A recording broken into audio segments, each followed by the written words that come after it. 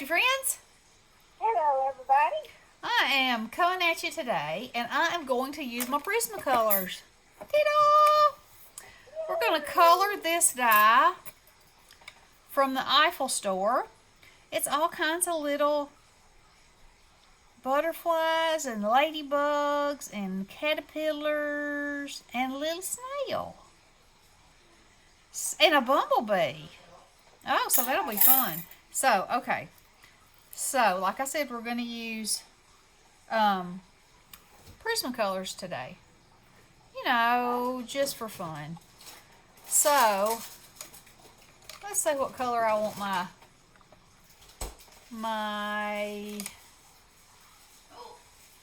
my caterpillar to be. I think let's make him this color. We're going to make him this color. And then he has these parts that you add on. You know about parts. Oh, Lord. Yeah. Oh, I have to remember that I'm actually coloring now. I was doing a little swither swather all over the place. Do I need to start? Oh yes, start. Oh. Hit it. Oh. Hit it. Hit it. Did you hit it? I did. Okay. All right. So, let's see if that's going to be enough of a change. Oh, yes. I probably should have done it the other way around. But I didn't. So, there we go. And there you have it. There it is. Now, if you've never colored with Prismacolors before, and I am not endorsed nor paid nor nothing by them, let me just throw that out there. Yep. The difference between these and any other colored pencil is no difference. No. There is no comparison. These things are like coloring with butter.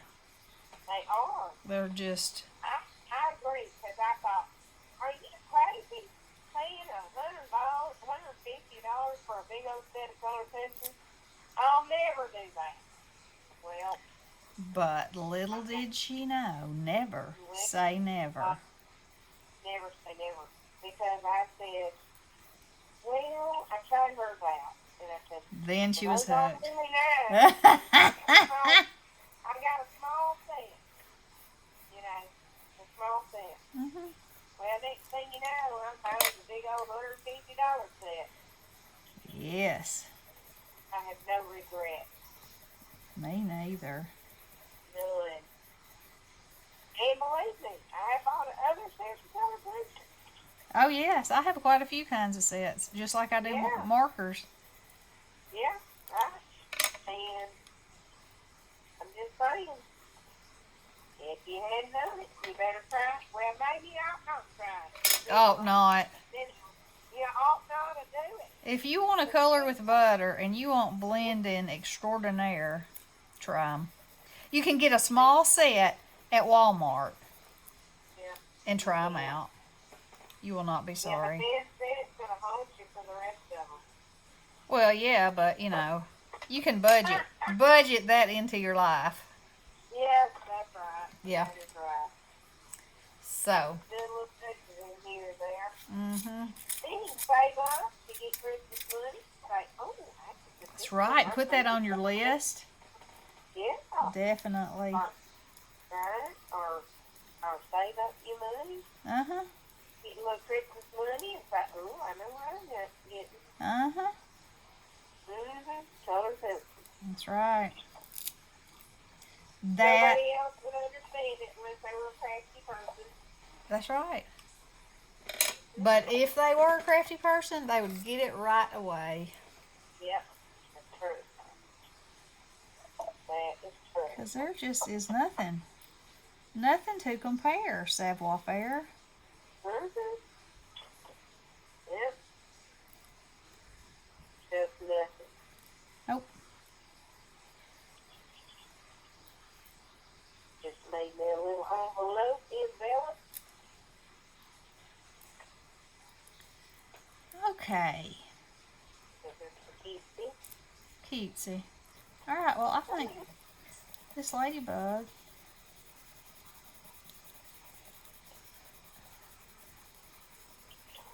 Now, one of the things that's so good about Prismacolors, besides the butter,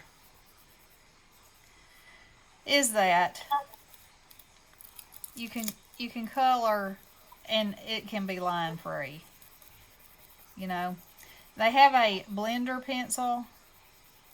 I have two kinds actually. One is one's more like a pencil, and one's almost like an eraser, and it sort of burnishes it all together. There's a wax, like it's not probably really wax, but there's some kind of element. Let me find mine in here.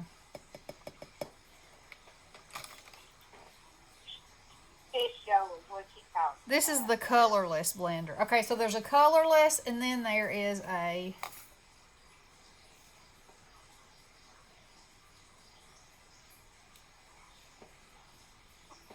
I've got one that says on it somewhere. Got a colorless blender, and I think this is the other one, and I can't, and it doesn't say what it's. Oh, water-based varnish. There it is, right there. And it feels like an eraser. Okay, so let me see if I can show you what it does. It kind of looks like it's erasing, but you can get rid of every hint of a line.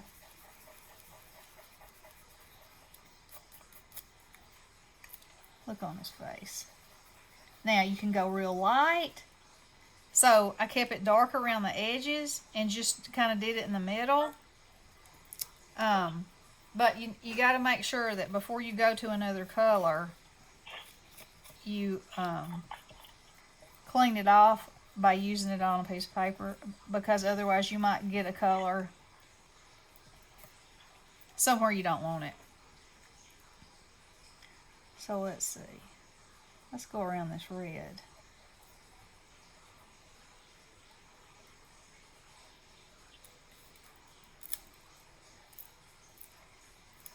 Now this is how Bestie and I started out paper crafting. Yeah. Was when the coloring craze hit. And boy, do we have a color book.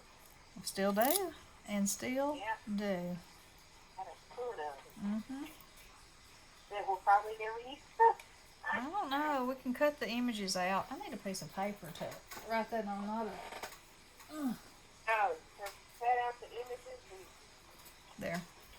I need a piece of paper to rub my varnisher on, not around my edges, because it's taking notes. Taking notes. I thought you were going to make yourself a note of doing the. Oh no. I didn't know. Okay. I didn't know. Didn't know what you speak of. Didn't know. So y'all, my this always makes me think of it whenever I color, because I can remember her hands, her little arthritis hands coloring when I was little. My meemaw. Oh yeah. She my granddaddy had a photography studio, and they lived in the, let's see, I guess you'd call it the age where they colored, the photographs were always black and white. Oh yeah, yeah. But they colored them, you know. Colorized. Yeah. And so, like, one of her jobs that she did in their studio was that she would put the color in people's faces. Because, you know, a lot of times that's the only thing that had any color. They'd have some rosy in their cheeks, you know. But anyway, she always colored in circles. And I remember I asked her why. And she said that way there's no lines. Oh, meemaw is the bomb.com. I know. And, you know, but she never did any... now, she could grow something that was straight up dead. But as far as actually crafting anything, I mean, she didn't crochet. She didn't make quilts. She didn't do any of that. She was always outside. Oh, yeah, she was outside. So... And let me tell y'all, you ever seen a chicken with a wig? I ain't never in my life seen a chicken with a wig before until I went to Meemaw's house. I was like, oh my goodness, they have a wig. They're not real wigs. No, not real wigs. But Meemaw was known for wearing wigs. Oh, yes, she was. Y'all, my granddaddy passed away. My Meemaw learned to drive at 68 years old. And we'll use that term, learn to, very loosely. I mean, she did get where she needed to go, but she had quite a few incidences along the way. She, one time, was driving down. She lived out in the country. She was driving down this old country road. I don't know where she was going. There's no telling. Anyway, she got a bee in her bra. She cleared out a whole fence row and ended up in a ditch. You know, she had to take care of that bee and all that business. Yeah. She forgot about the driving she was supposed to be doing. So, then she was out driving one time. And, okay, so you have to remember this was in the country. She hit not one, but a pack of dogs.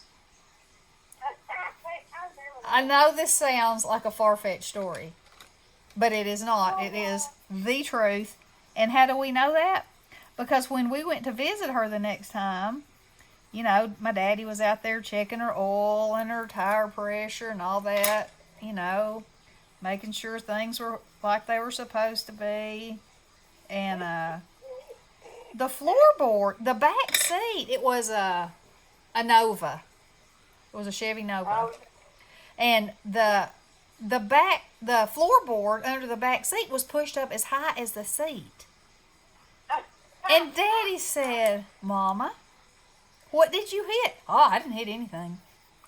He said, well, you had to hit something. Well, then he got to looking underneath the car, and Lord have mercy, there's all kinds of pieces and parts and furs and, nastiness. He said, Mama, did you run over an animal? And that, you know, the thoughts of hurting any kind of animal would just break her heart. But, and then she got mad, you know, because she was busted. You know how we do. You know, when you're busted, there's no way to turn. She said, well, she was going out to Rover. That was the place she was going. That's where my daddy was born, Rover, Tennessee. And she was driving down this old country road, and all of a sudden, this pack of dogs came running out at her. And there wasn't anything she could do but hang on to the wheel and keep on driving. She said, I think I hit every one of them on the way. Every one of them. Mm-hmm. Mm-hmm. It's a wonder she didn't. It's a wonder it didn't hurt her. Can you imagine? The whole floorboard was bucked up. I mean, I can just picture her bumping down that old country road. Overall, you know, it's terrible. It's actually terrible. But, yeah, then one time, we went to see her, and the whole side of her car was messed up. Again, Daddy said, Mama, what'd you hit? Oh, I didn't hit anything. Okay, I know you hit something because the whole side of your car's messed up. Well, I was getting gas, and I think I got a little too close. And then I couldn't get away from it. I kept going up and down and up and down.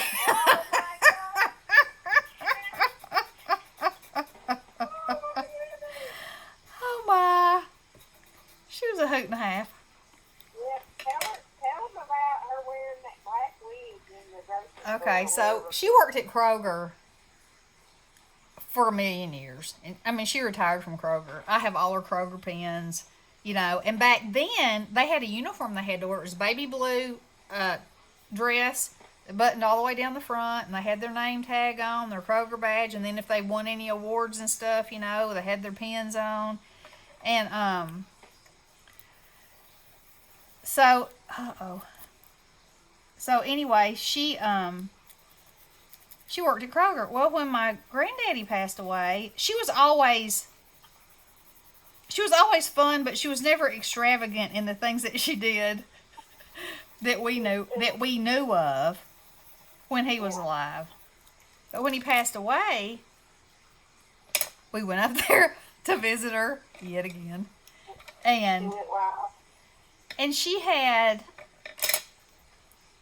there was a bedroom where my brother would sleep, you know, and there was a long black wig in there. And you know, we called them go-go boots then, you know, tall boots. Patent leather, I must say. We found go-go boots. And Daddy was horrified. Horrified. He said, "Whose wig is this?" "Well, it's mine." And he says, "Uh-oh, I'm not anywhere near through. I guess we'll just keep having story time." Yeah, I guess so. He said, what are you doing with a wig and go-go boots?" And she said, "Well, my head and my legs get cold, and I wear them to work so I don't get cold." Oh, he could have died. You wear them to work? What? You know, here he is picturing. Okay, she's 5 foot nothing, real big chested, nothing to look at. I mean, you know, just a little old country woman with a jet black, and her natural hair wasn't jet black. It was like the color of mine, you know, light brown, blondish, whatever. Yeah, with the jet black wig on down her back and her go-go boots. So funny. Yep. She's good at girl. We had music in the store. Yeah. And she I mean, she'd do anything, you know. And there was a time when it would embarrass the hootenanny out of me, and now I think, oh my goodness. It's probably a good thing that she passed away a long time ago, because the trouble that we could get into, that her and Nikki could get into, that her and Lily could get into, whew, it'd be big. It'd be big trouble. Yep. Yep, I had a grandmother kind of like that too, myself. Yep. Oh, Mom. Yep. One time after BJ was born, we were at the mall. I took her to the mall. And he was in his stroller, you know. And that was her first great-grandbaby. And, you know, he was redheaded. She thought he was the finest thing that ever was. Yeah. And she squatted down in the middle of the mall beside his stroller talking to him. And when she went to get up, she lost her balance and fell over. And instead of, I don't know what you would normally do, but she just rolled over on her back like a bug and started kicking her legs in the air. And there I was, y'all. Oh, my Lanta. I wanted to die. I was like, what are you doing? Get up. There she is laying there kicking her legs in the air, just dying laughing. We would have just laughed today. Oh, yeah, today we sure would. And then we went to JCPenney, and she was trying on shoes. Yeah. And, you know, they had those little, they called them footlets. And it was a little piece of pantyhose that just went over your foot that you tried shoes on with. You would not dare to put on a pair of shoes without a foot covering that didn't belong to you. Of course, you take them home, put your foot in it, but that was a different story. But anyway, there we were. She was trying on shoes, making fun of me because my feet were big and hers were little, you know. The next thing, she starts latching those things on her big toe and shooting them across the shoe department.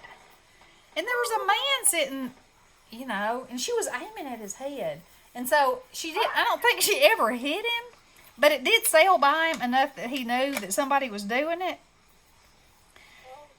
And she just, and I'm sure my mouth was hanging open, you know. And there she was, happy as a clam, dying laughing. Mm-hmm. That's so funny. Yep. Good old Mama. Yep, she was a mess. One time, went up there to visit her. I went every summer for 2 weeks. And the people across the street had cows. And every evening, we would go outside and water the flowers and walk around. And she would be pretending to water the flowers. And the next thing I know, she would spray me from head to toe, throw the hose down, and start running. And dying laughing. And so anyway, she takes me across the street to where the cows are, because you know I'm a little city girl, and she liked to introduce me to anything that she could that was not cityfied. So she takes me out there, and we're walking along, and she's saying, "I bet the cows are eating right now, because there weren't too many of them out there." And one of them had a calf, and that's why she really took me over there, was so I could see the calf, you know. Or that's what I thought, anyway. We're walking along, big old, you know, barefooted always, big old cow patties laying around. The next thing I know, she shoves me right into one of them. And I'm sure I looked at her like, "What are you thinking?" And she said, "Now you've lived." And I said, "What?" And she said, "Now you've lived. You just hadn't lived unless you stepped in a big old cow pile." And I was like, "Huh, I thought I was living. I thought I was living just fine."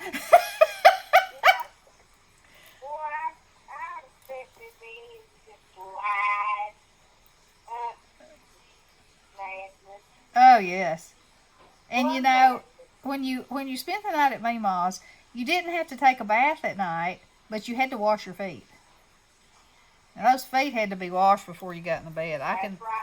You had to throw them up in the sink and scrub-a-dub-dub. Yep. Sure did. I try to go to sleep and get you on the sleep, and my grandparents, Papa would come in there and wash feet. Get up out of that bed and get nasty. It's all over my clean face. That's right, nastiness. That nasty. Yeah. That is what he would say. It was too late then. You already got that nastiness off in there. I know, but he didn't care. He made me get up. Well, are you still coloring? I am. This has been just a nice little coloring, relaxing session. Yeah, I know. How long we been on here? 23 minutes. I guess we better get off of here. I guess. So, I'll come back and show you what my little fellas look like when I'm done. And we did a little chit-chatting. Yeah, did a little chit-chatting. Did a little sharing. Uh-oh. Yeah. I just got up in his eye too big. Here or not. That's right. Take you on a walk down memory lane. Yeah. I think we've walked down that lane a few times before, but Oh, yeah. you know, it never gets old, so I don't think it does. It doesn't get old to me anyway. I miss my Meemaw. I know. Yep, sure do. Alrighty, well, we'll get off of here. Y'all, let's see what my little snail's gonna look like. You know, I think these need some diamond dot eyes. What do y'all think? Yeah, Something probably. just fell out. Okay, well, I'll be back and I'll show you what they look like. Love you guys. Blessings. Toodaloo.